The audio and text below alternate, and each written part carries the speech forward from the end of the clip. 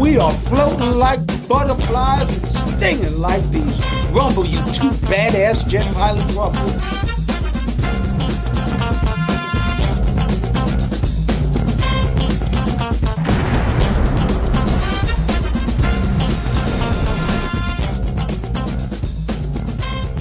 Welcome to the Wingman Show, where we're floating like butterflies and stinging like bees. Rumble, you two badass jet pilots, rumble. Welcome to the Wingman Show. My name's Commander Drew Browne.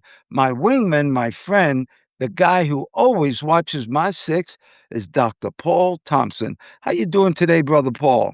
Pretty good, Commander Drew. It's good to see you again. I like your colorful glasses. You remind me of Flavor Flav of the group Public Enemy.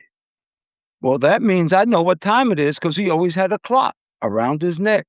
And Dr. Paul, whether you know it or not, this is our 250th show. And I want to thank you so much for doing this show with me. It's been something that I've been wanting to do, spreading good news. And I really want to say thank you. I remember when we worked every single day to get this thing going. And I want to just say thank you, Dr. Paul. You're the best. Well, appreciate you for including me in it. Yeah, it was quite a bit to start because we knew nothing about nothing and went from like zero with quite a bit of help to where we are now. That's true. Well, let's get this puppy going. And we start off with a quote of the day. I like this one too. Don't wish it was easier, wish you were better. Don't wish it were easier, wish you were better. And that's by Jim Rohn, Dr. Paul. Jim Rohn, I think he's like a motivational type. I've heard of him before. He's written some, positive thinking books. I just looked him up and I thought he was Jim Rohn, the guy, the sports guy, but he wasn't. He was the motivational guy, like you said. All right, we got a great show for you today. And believe it or not, the title is Menopause, Hot Flashes and Hard Landings, the Midlife Flight Brief. Welcome to the Wingman Show, everybody, where two black Navy jet pilots talk about something scarier than night carrier landings, menopause and midlife changes. And fellas, don't touch that dial. This is about you too. Yeah, that's right. If you live with a woman, if you love a woman, if you ever have to work with women, this concerns your safety. Your health. The medical world is finally not waking up and saying, hey, maybe we should understand what half the planet goes through for 10 to 15 years, Commander Drew. Yeah, so Dr. Paul, here's the deal in plain English. When hormones start changing in midlife, everything gets touched. Sleep, mood, appetite, energy, even how your body responds to workouts and food. It's not you're lazy now. It's your system just changed software and forgot to send you the updated notes, Doc. Yeah, well, the good news is there's a new style of workout. It's really kind of a flight plan for this season in life, and it works for women and men.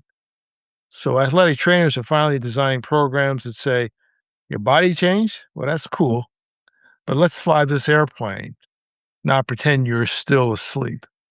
So let's focus on five big areas. Number one, resistance training. We're talking weights, bands, barbells, dumbbells, body weight squats. Because after a certain age, muscle and bones start to sneak off like passengers leaving a bad flight. Lifting brings them back on board, especially in the legs and glutes. That's your independence gear, Paul. What's number two, Doc? Well, Commander Drew, number two is balance. Simple stuff like standing on one leg while you brush your teeth. I need to try that. If you can't stand on your own body, or part of your body in the bathroom, you're not ready for the turbulence on the stairs. How about number three, Commander Drew? Number three is mobility. Hips, shoulders, and knees get stiff when hormones drop and inflation creeps in. 10 extra minutes of stretching and joint work is like de-icing the wings before takeoff. You move smoother and you hurt a lot less. We got a number four, Doc? I sure do, Commander Drew. Number four is cardio. Heart risk goes up in midlife, especially around the menopause time. So you still need to raise your heart rate. You can do that by walking, dancing, cycling, whatever you'll actually do. So think of cruise power, not afterburner. Be consistent and not crazy. You got another one, Commander Drew? I have number five, the one tough guys like to skip, and that's mindfulness. That means prayer, quiet time, breathing, meditation, just checking in with your own cockpit. If your mind is screaming, your body just can't listen, Paul. Well, here's a wingman message. Midlife is not game over. It just means your checklist has changed. So, men and women, update your workout, protect your bones and heart, keep your balance, and guard that mind. Do that, and you won't just survive the hot flashes and mood swings. You'll come out of this phase stronger, calmer, and cooler than even when you were in your 30s, Paul. So, whatever your age, whatever your hormones are doing. You gotta believe and you gotta move. Dr. Paul's favorite word.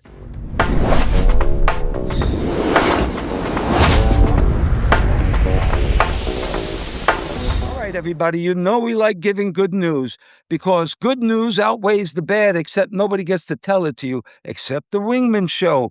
So today on the Wingman Show, we've got a story that goes way beyond frequent flyer miles. Mrs. Susan Young Browne just celebrated her 108th birthday. That means she's older than sliced bread, literally, Paul. Yeah, she's an amazing person, really amazing. And not only did she outlive sliced bread, she outworked most of us.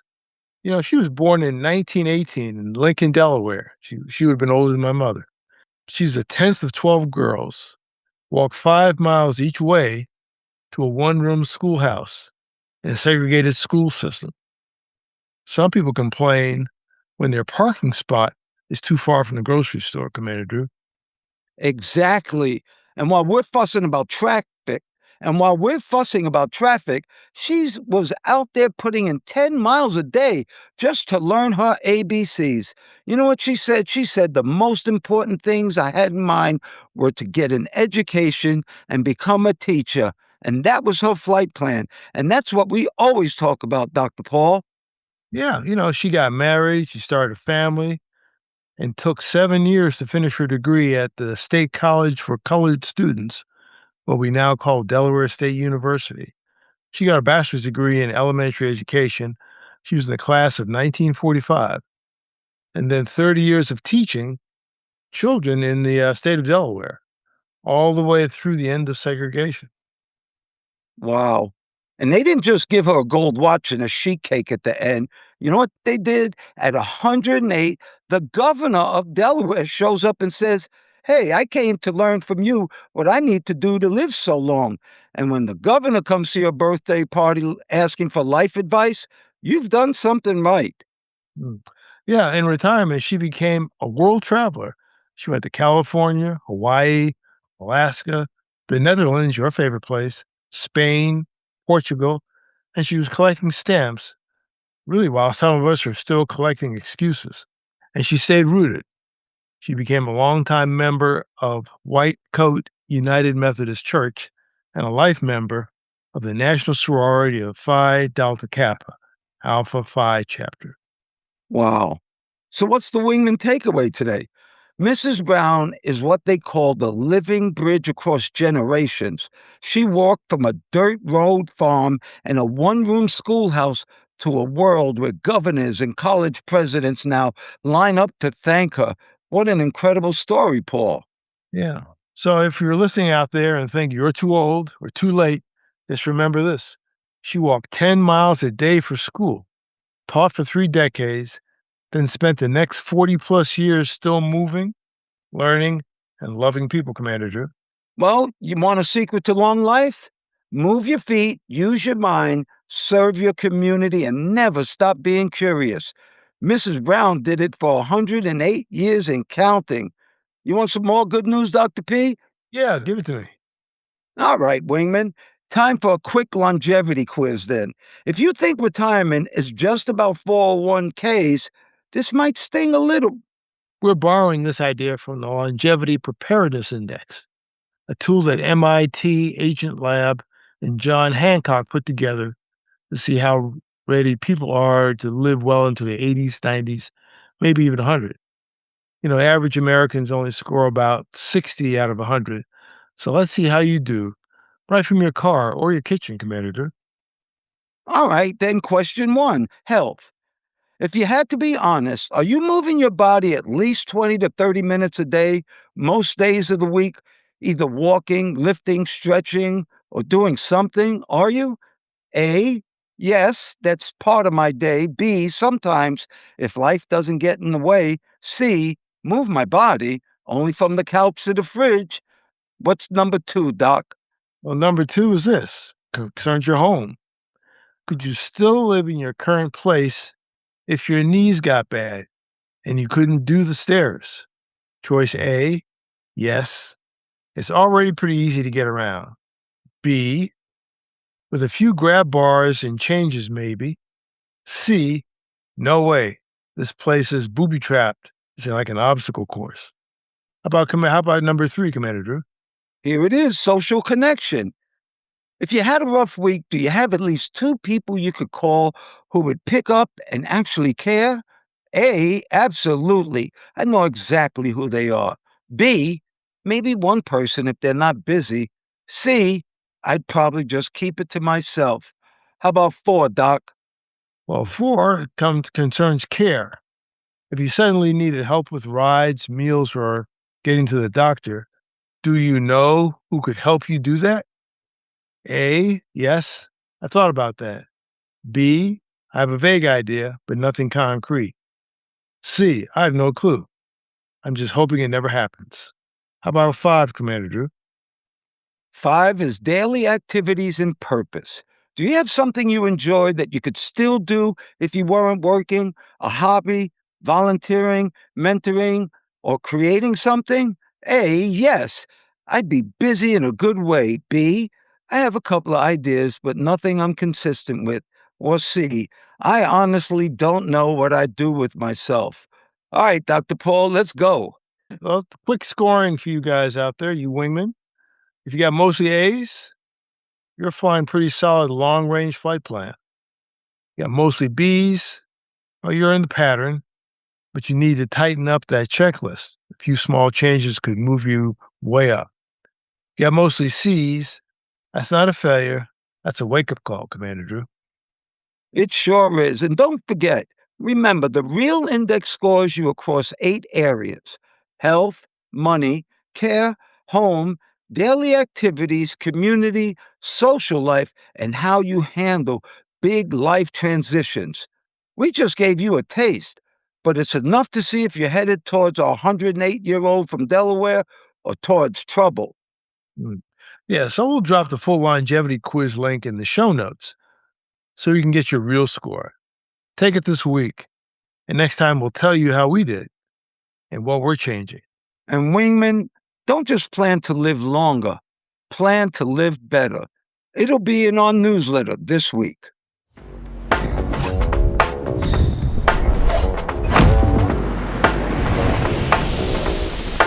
All right, this is our jet jolt. This is when we talk about flying, and we love to talk about flying because we're two badass jet pilots.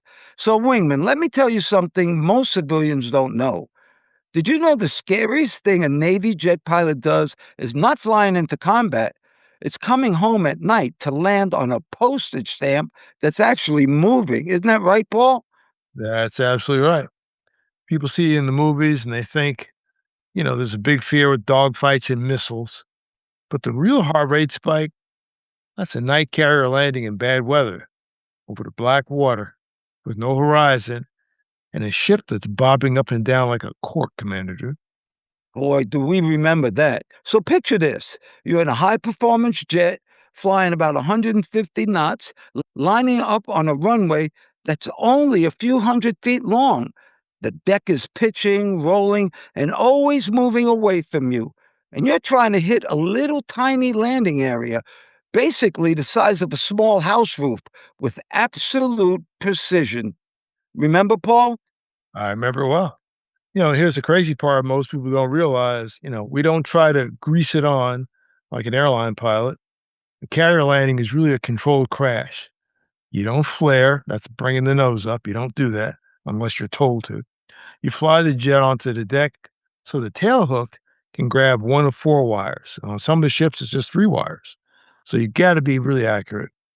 So if you miss all of them, that's called a bolter. You're going to go to full power and pray you've got enough runway and engine left to climb out. You should if you do it right away. 100% and enough gas. So when you do catch that wire, man, that's the best feeling in the world. That jet goes from 150 knots to zero in about a second. Your body surges forward, straps dig into your shoulders, and it feels like your arms or legs are trying to keep going without you. And that's your welcome home. You're home at sea.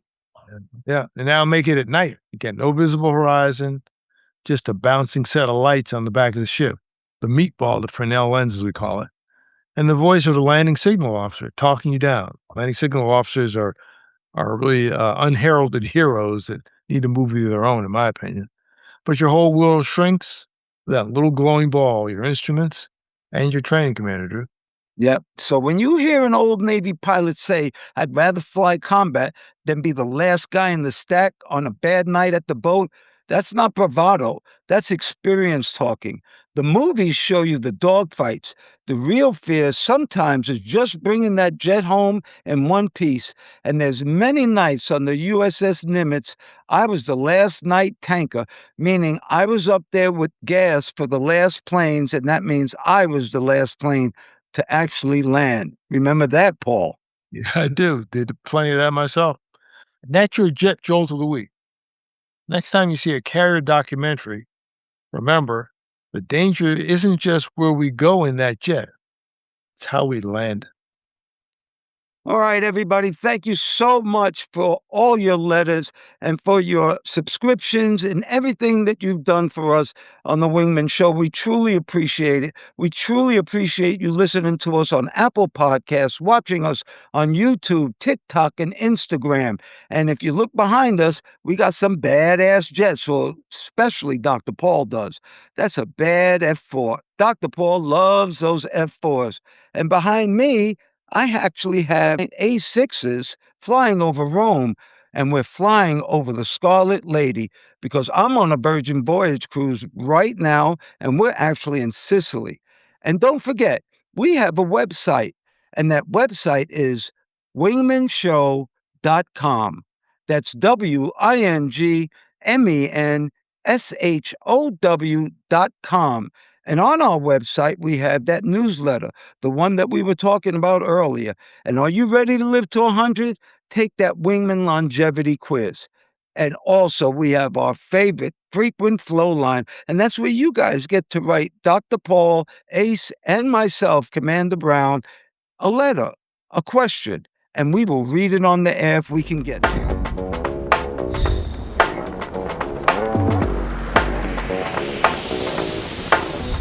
Everybody out there, we have a wingman that's name is Ace, and he's our AI chat box. But I want you guys to remember, an AI chat box is not human, and he's not 100% correct all the time. So, Ace and Dr. Paul, here's the letter. Dear Commander Drew and Dr. Paul and Ace, I'm writing from beautiful Key Largo, but my mind is already dreading next month's family reunion, and that's because my uncle is flying in. My uncle is a full blown narcissist. In his world, he is never wrong. He's loud, obnoxious, and believes everyone should think just like him, act like him, and even look the way he thinks people should look. If you don't fit his picture, he criticizes, jokes, or even lectures you until you want to disappear. I'm a younger woman in the family, and I've spent years either shrinking myself around him or exploding later in private. I don't want to be disrespectful or rude, especially in front of my parents and elders, but I am tired of being bulldozed or talked down to just because I won't become a clone of him. What really worries me, though, is my son. He's still young, and he looks up to men in our family. You two are the best role models I could have asked for: strong, kind, disciplined, and humble. I don't want my boy thinking my uncle's behavior is normal male leadership.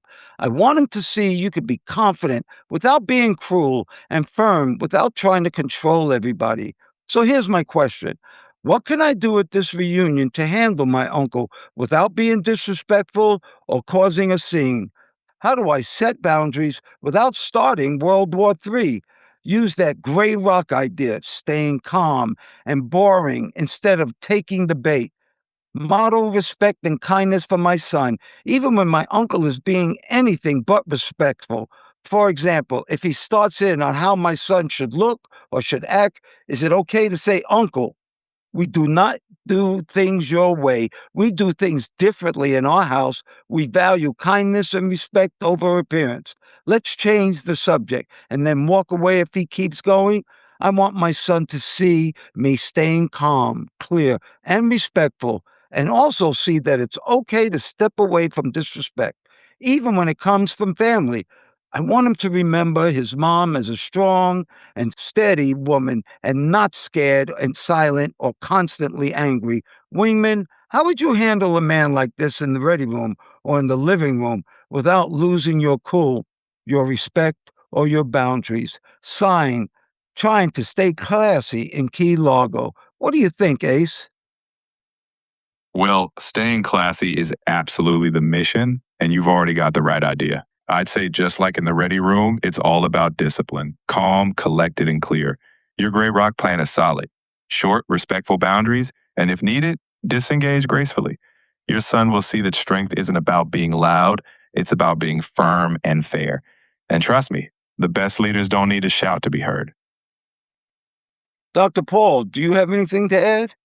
Yes, you mentioned her son 2 or 3 times there, so I'm thinking that if it's a family reunion, find some other males in the group that, emulate the things that you like, and if the uncle is that bad, maybe have, like, a talk with him or talk with everybody before he shows up, so he kinda gets the picture. If he's rubbing you the wrong way, maybe it's rubbing everyone the wrong way.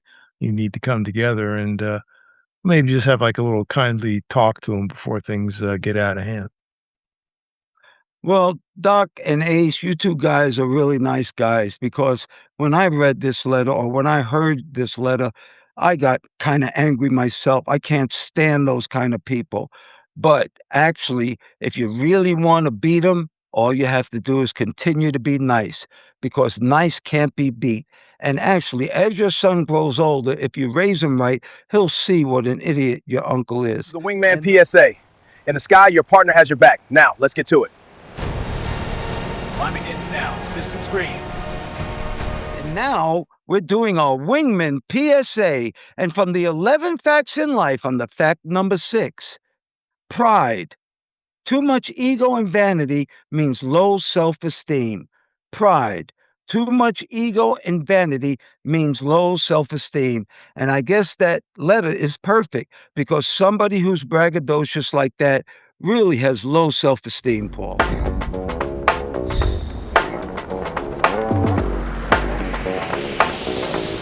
Now we're going to the gouge, and you know what the gouge is. It's shit you need to know, but sometimes nobody tells you. Well, I want the gouge from Ace. So here's the question, Ace. Ace, how can I tell if I'm showing healthy self confidence or if it's really just too much ego that may even push some people away?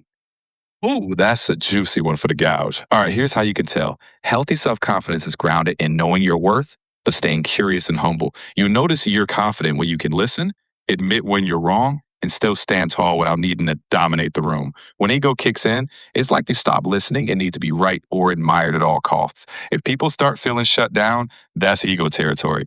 Confidence invites others in, ego pushes them out. You know, ego's a big part of it, being right and wrong. And you know what my dad used to say? He said, the dumber you are, the smarter you become. You know, the only reason I think Dr. Paul and I are pretty smart now is because we realize we don't know that much. And young people who think they know everything, that's where the actual dumbness comes in.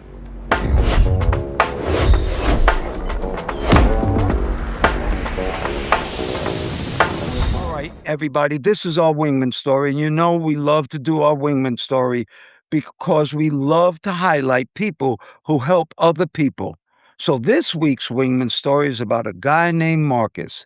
He's 47 years old. He used to be an athlete, but he's now living in the danger zone. He's got a growing gut, blood pressure keeps climbing, he's pre diabetic, and he's winded just walking up the stairs. His doctor told him, keep this up, and now it's not if something will happen, it's when it will happen.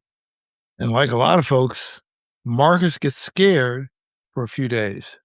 Then he slides right back to that late night fast food and the couch.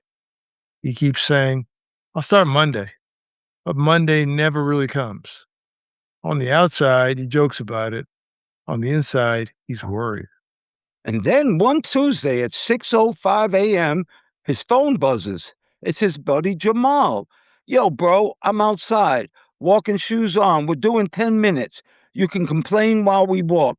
No big speech, no shaming, just a real wingman at the curb. And Marcus grumbles, but he laces up anyway. That first walk is ugly. He's huffing, he's sweating. He's wondering why he agreed to this in the first place. But they talk about life, they laugh a little bit, and suddenly the 10 minutes are over. The next day, Jamal shows up again. And again, 10 minutes turns into 20. And a few weeks later, they add light weights twice a week, some stretching for his stiff back, and a couple of simple food swaps. More protein at dinner, fewer late night sugar bombs, no fancy program, no magic app, just small, repeatable moves, and a friend who won't let him disappear. And 6 months later, Marcus is down 30 pounds. His blood pressure is better. One medication is gone. And he can chase his kids through the park without wheezing. One day after a workout, he tells Jamal, man, you didn't just help me lose weight. You helped me get my life back. Here's the wingman lesson, everybody. Most people don't need a perfect plan. They need a person, a wingman, someone who will knock on the door, walk beside them, and refuse to let them quit on themselves. So look around your squadron. Who's your Marcus? Send them the text, I'm outside, shoes on, and we're doing 10 minutes. So everybody out there, thank you for listening to The Wingman Show. And whatever you think is important, and whatever you think is beautiful, and especially whatever makes you happy, may you have that today and forever. And I pray for peace. I pray for peace too, Commander Drew. It's good to see you again. Continue best wishes on your travels throughout the world. And to all our audience who listens, likes, and shares our message, we appreciate you. Share this with somebody you know. Give them something good to handle. Some good news is something we all need. Consider giving us a like, a thumbs up, something good. If you listen on Apple Podcasts, a positive review would be really appreciated. And subscribe. Thank you once again, Dr. Paul Thompson, my friend. Thank you for your love, your time, and that's something that we won't ever get back.